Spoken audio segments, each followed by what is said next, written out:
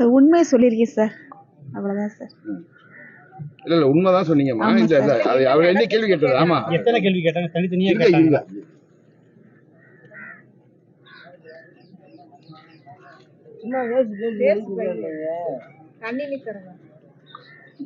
இல்லை சார், உங்கள் பையன் எத்தனை மணிக்கு வேலைக்கு போனா அப்படின்னு கேட்டேன். 8:30 மணிக்கு வேலைக்கு போனேன் சார் கேட்டேன்.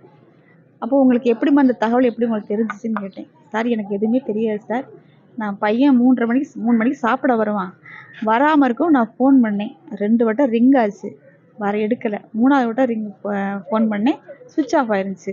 சரி சுவிட்ச் ஆஃப் ஆகி கோயிலில் கூட்டங்கிட்டமாக இருக்குமோ என்னமோ தெரியல, 4:30 மணிக்கு வருவான்னு சொல்லிட்டு நான் திருப்பணம் போயிட்டேன் சார்.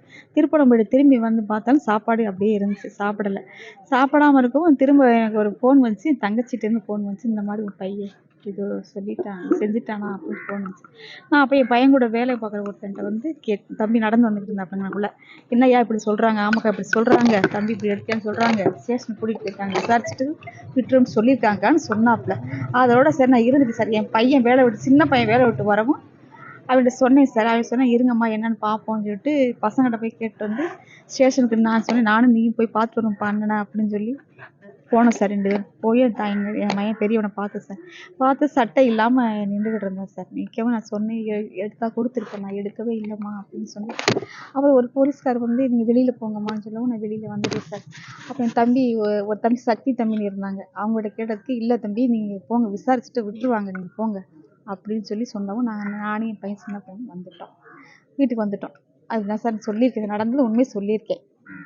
அதாவது ஆமா, எத்தனை மணிக்கு நீங்க அவரை போய் பார்த்தீங்க? உங்கள்ட்ட எடுக்கலன்னு சொன்னது எத்தனை மணிக்கு? 7 பார்க்க விட்டாங்க. பார்க்க விட்டாங்க. 8 மணி 8:15 இருக்கு சார். போதும் சார்.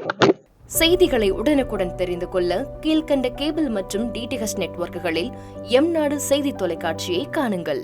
பாதகம் செய்பவரை கண்டால் நாம் பயம் கொள்ளலாகாது பாப்பா, மோதி மிதித்து விடு பாப்பா, அவர் முகத்தில் உமிழ்ந்து விடு பாப்பா. அண்மை செய்திகளை உடனுக்குடன் தெரிந்து கொள்ள இணைந்திருங்கள் எம்நாடு தொலைக்காட்சியுடன்.